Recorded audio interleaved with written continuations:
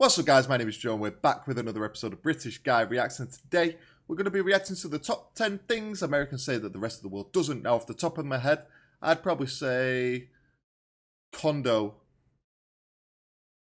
college, soccer, 100%. But I'm not sure what else, but that's what we're here to find out. If you're new around here, subscribe to the channel, comment down below, give the video a like, all that good stuff. Let's jump straight in and find out these top 10 things. To Watch Mojo.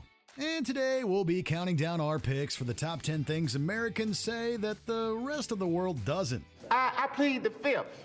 I plead the fifth. For this list, we'll be going over some of the idioms and turns of phrase That means you're unique gonna to stay the silent, United right? States of America. If there's an Americanism we failed to mention, don't have a cow. Tell us in the Soccer. comments. Don't have a cow. Number 10, John Hancock. Mr. Callahan, I need your John Hancock on these reports. Okay, I was going to try and guess, but I'm guessing it's like a signature, right? With the context given here. Never heard of that before in my life, though. John Hancock.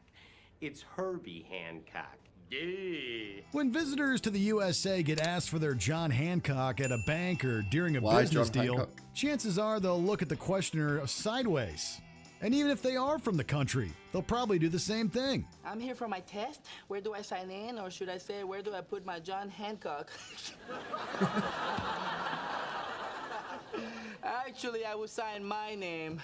That's just a common expression. I know so much history, I just drop it into everyday conversation. Although it sounds like a euphemism or proposition, it's another term for one's signature, as well as a reference to an American historical figure. Hancock. Hancock? You sound like a bird. John Hancock was one of America's founding fathers and one of the signers of the Declaration Oh, of okay. Independence. While everyone else signed their names to it normally, John Hancock's signature was so extravagant Yo, yet that's a fancy little signature there. I like it. legible that his name has become synonymous with signatures in America. Number 9, college. Got one right. He was shielding his eyes from the sun. Knew it. So we do use the word college in England, but it's different, right? We go from high school or secondary school, we quite often call it, to college and then to university. College is like a 2-year thing in between school and university. Between the ages of like 17 and 18, I guess. When I hit it. When most of the world's English speakers want to say they're attending post-high school secondary education, they'll say they're attending university. Although Americans do have universities too, and will sometimes use the term to refer to a specific institution, the general term for higher education tends to be college instead. Fun fact, a magazine no one reads actually rated us the #2 best mid-sized liberal arts college in the Northeast, excluding Vermont. Woohoo! I went here. I can tell. This is often inverted elsewhere, though there are exceptions to both cases, depending on the speaker, the region, and so on. But chances are, if someone says that they or someone they know is in college, it's an American saying it. And there's Forrest Gump, Coach. Forrest Gump. Just a local idiot. Can you believe it? I got to go to college too. Number 8, plead the fifth. I think this means like the right to remain silent, right? Plead the fifth. 5, 1, 2, 3, 4, 5. Anything you say, 5. Go ahead, ask me a question. Did you? Foreign fans of American courtroom procedurals and legal dramas may wonder what this phrase is all about. It refers to the Fifth Amendment of the U.S. Constitution, which explains why the rest of the world doesn't get it. The amendment states that while giving testimony in court, someone can abstain from doing so if it could cause them to incriminate themselves of a crime. How would you respond to his allegations? My client exercises his right to plead the Fifth Amendment. It's a bit of a catch-22 since pleading the fifth sometimes seems as an admission of guilt, rather than a way to avoid revealing it. Plead the Fifth Amendment what? Refuse to answer on the grounds that I what? Inseminate myself? For this reason, it's often used in conversation to admit blame without going into specifics. Number 7, ride shotgun. Shotgun, we have as well, actually. It's something you call out, right? You say shotgun, and it means you're going to ride in the front passenger seat. Shotgun. We have this one. I guess we stole this from you. Kenny, I called shotgun. Damn it, Kenny, get in the back. When piling into a car or other vehicle, Americans often refer to riding in the passenger seat as riding shotgun. They even make a game out of it, calling out shotgun to determine who gets to sit there. Auntie, why don't you go with Ron and help him? I really don't need... Shotgun! I call shotgun. Where are we going? Doesn't matter.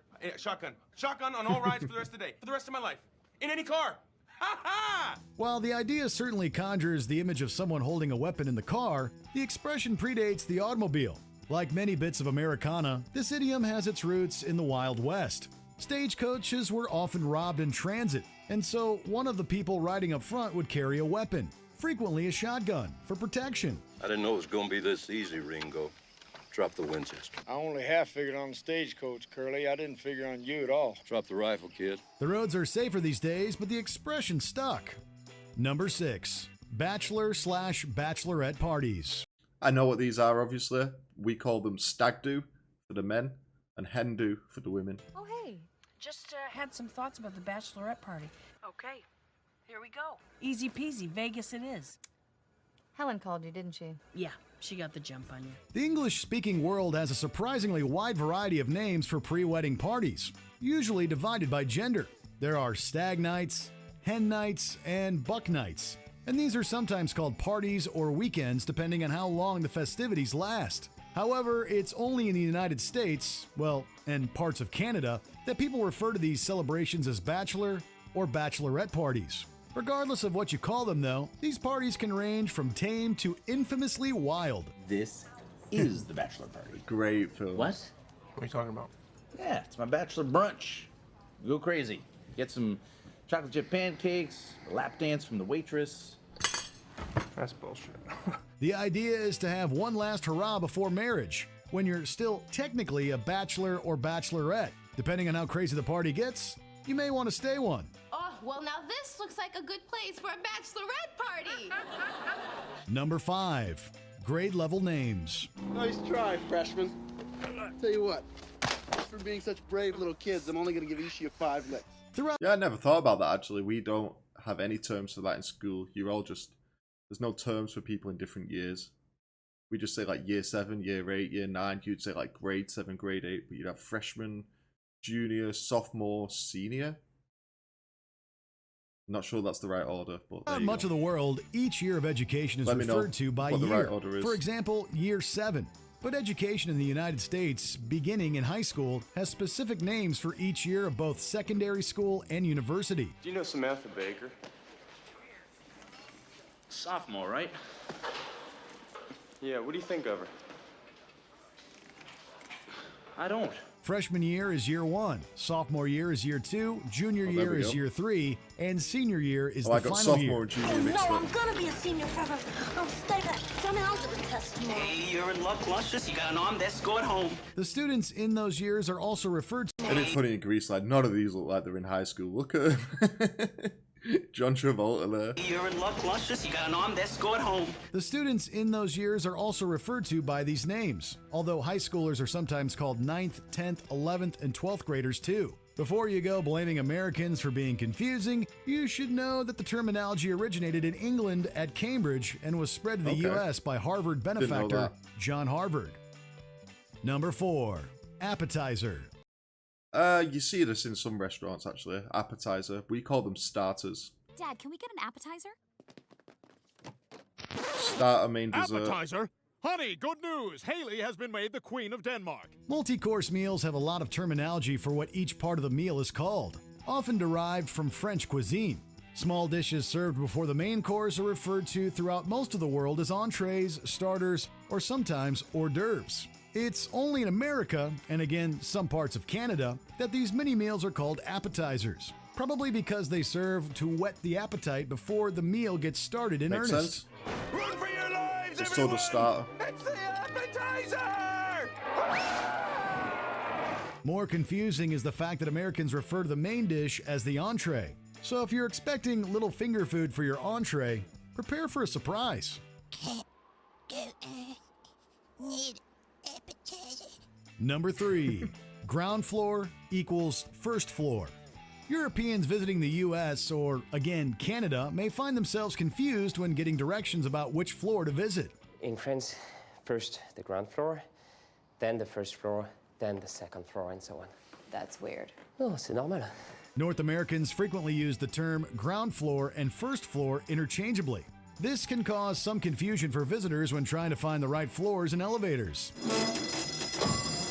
That is weird. 7.5. Thank you. Much of the world refers to the first floor above ground level as the first floor, or story, essentially treating the ground floor as floor 0. Although some American buildings will keep an international naming format, the majority don't. So make sure you're keeping the correct count.